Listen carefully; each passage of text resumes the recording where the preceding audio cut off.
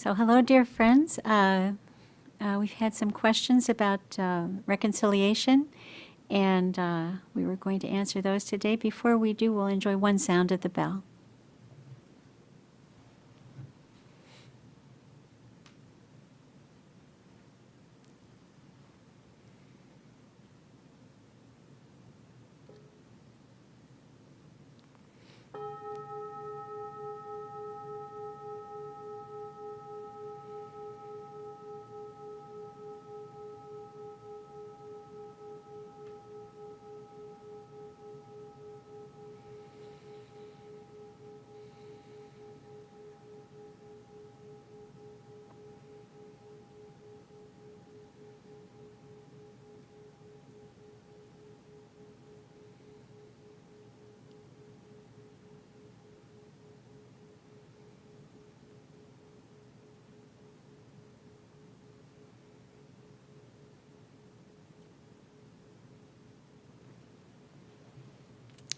So, dear friends, one person asked, what if you're the only one who perceives there's a problem between you?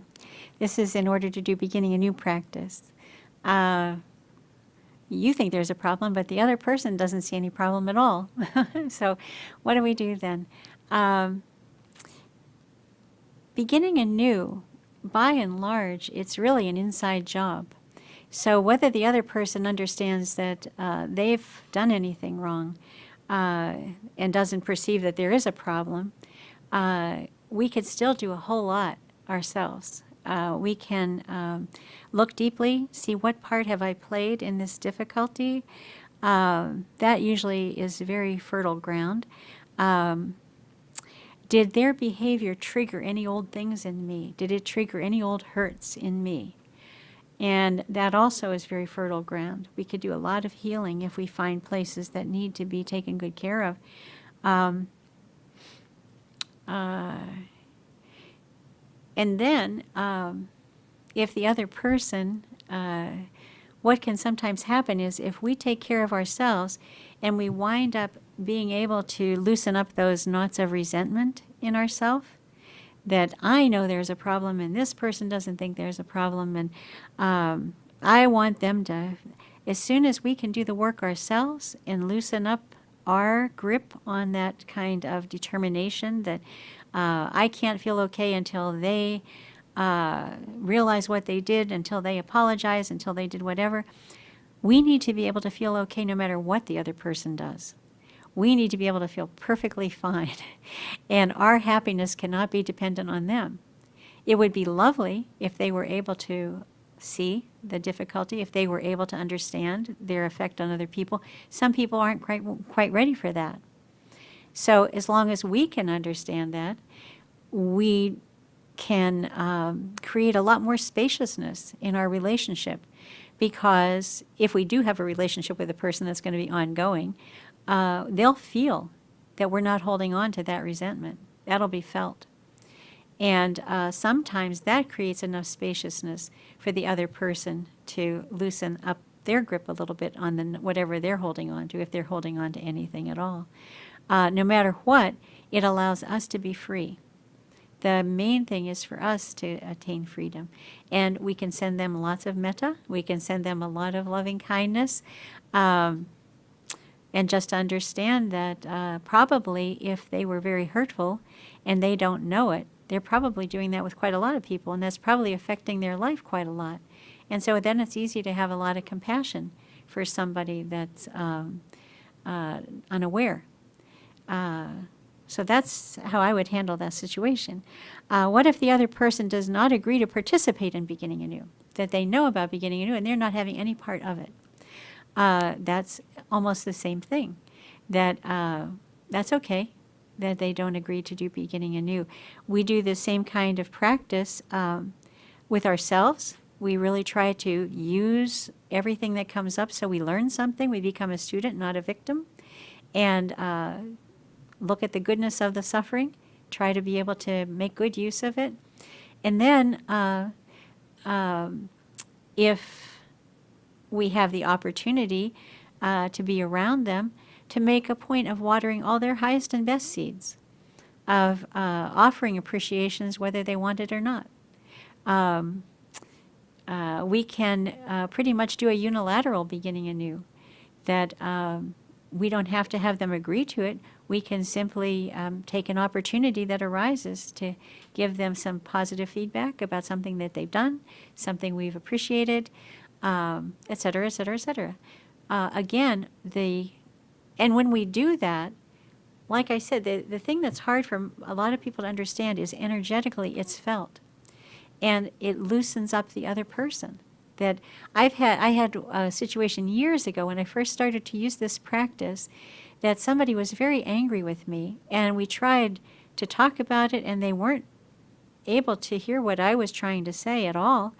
And finally, we just reached this impasse where we weren't going to talk about it because it wasn't being fruitful.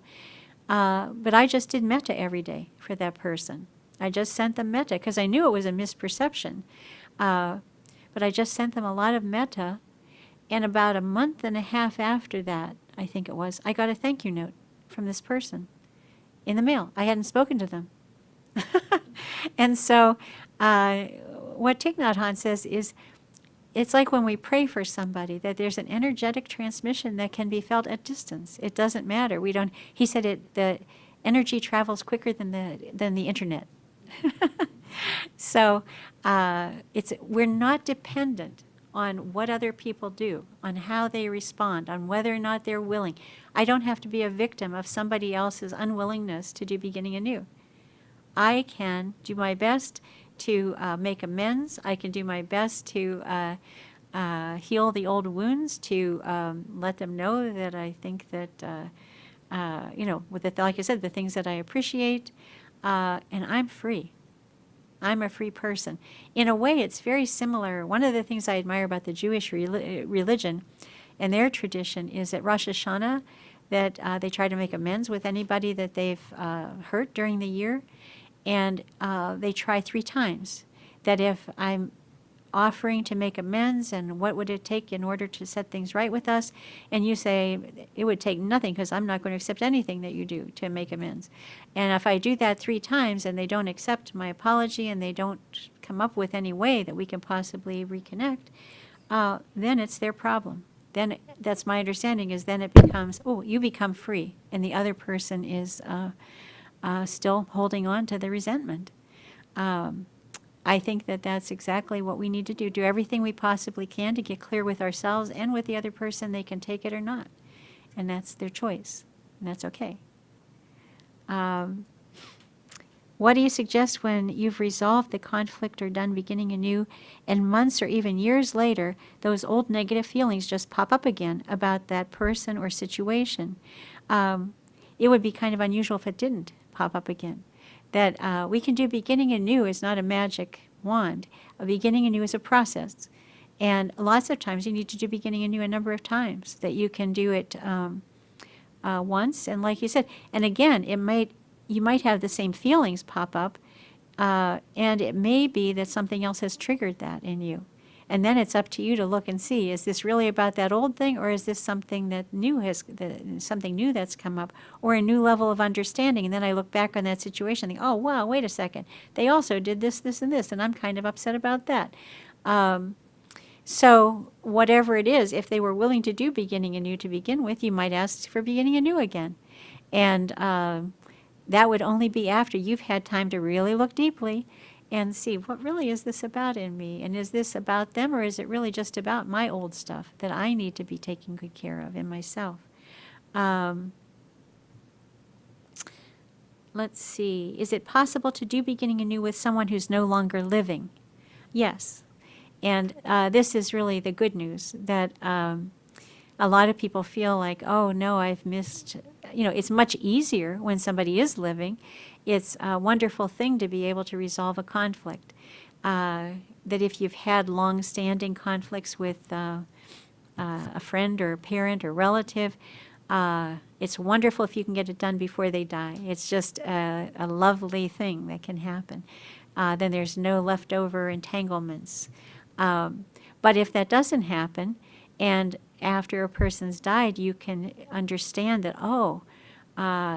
And what I have seen is my love for people can deepen exponentially even after they've died. It doesn't stop with death.